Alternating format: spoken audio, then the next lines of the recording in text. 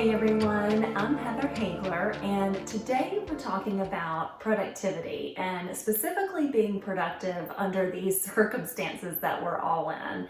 So a couple of weeks ago, I did a blog post on the challenges of working from home with a husband or someone else in the home and with children. And in spite of all of the tips I shared, like making a schedule, remaining flexible, some days are really hard, and it's a struggle to sometimes manage the time well, be as productive as I want to be, and have just some overall organization in all of this chaos.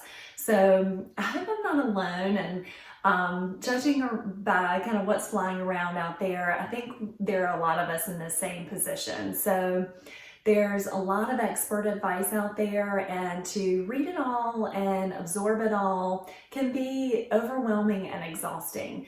So I decided to seek the advice of expert Emily Parks, and she's the founder of Organize for Success. And what she does is specializes in helping time-crunched high achievers, corporate teams, and small businesses to maximize productivity through the use of technology, efficient workflow processes, and office organization. So I asked Emily to share 4 key tips based on her 13 years of experience to help us all work better during this time when a lot of us have never really worked from home, let alone with all the distractions and concerns. So tip number 1 is to protect your designated workspace. We suddenly find ourselves in a situation where we're trying to create a work-life balance in a space that used to be life only. So it's important to have a designated workspace, have a designated time slot for working. And what she suggests is if you don't have a separate room that you can go to when you need to work, try using some painter's tape to map out your workspace. That makes it easier to mentally and physically shift from home to work and vice versa when the time comes. And if you can't get to a separate room or you working with others in the home, that tape or a boundary can be that visual cue.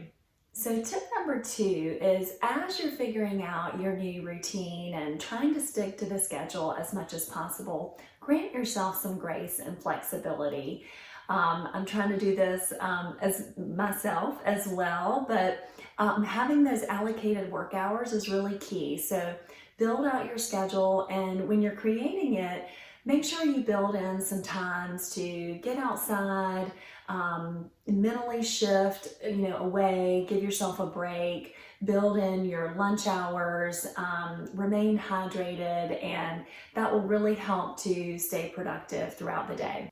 And then tip number 3 is to leverage technology as much as possible, but don't go overboard on trying too many new things at once. So all the new the tools that you love and are already using, dig into those a little bit deeper and see if there's any features that you haven't used or that could really benefit you now in this new situation.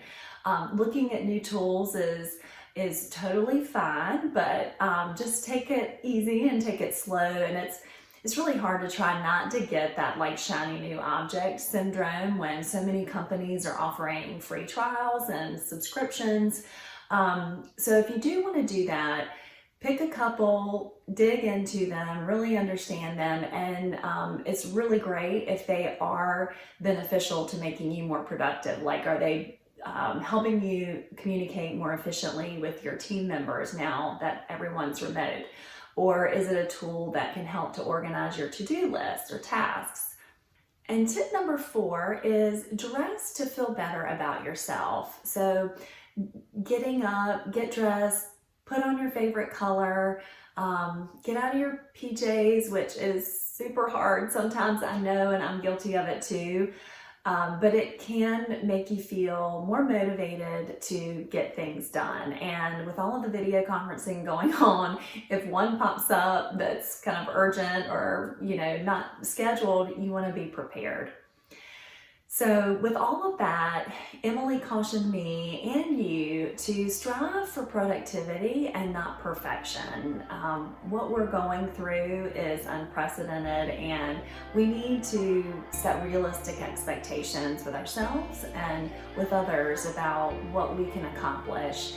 And I thought that was great advice, and we'll be talking more about it in the next blog post. I hope everybody stays healthy and safe out there, and we'll talk to you soon.